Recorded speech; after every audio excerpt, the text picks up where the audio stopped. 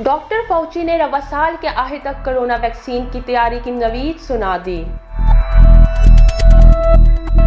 America के national institute of allergy and infection disease के director doctor Anthony Fauci ने रवा साल के आखिर तक कोरोना वैक्सीन तैयार करने की उम्मीद जाहिर कर दी है। डॉक्टर फाउची का कहना था कि अमेरिका में मुकम्मल शटडाउन ना करना और एहतियाती तदाबीर पर अमल ना करना केसेस में इजाफे की वजह है। इन्होंने कहा कि दोबारा शटडाउन करने की जरूरत नहीं, लेकिन हमें चंद कदम पीछे हटना होगा और एहतियाती तदाबीर के साथ साथ समाजी फासला बनाए रखना होगा। डॉक्टर फाउची ने उम्मीद का इजहार किया कि साइंसदान कोरोना की दवा और वैक्सीन की तैयारियों में मुसलसल मसरूफ हैं और उम्मीद है कि रवा साल के आखिर या 2021 के इब्तिदा में मुअस्सर वैक्सीन तैयार कर ली जाएगी।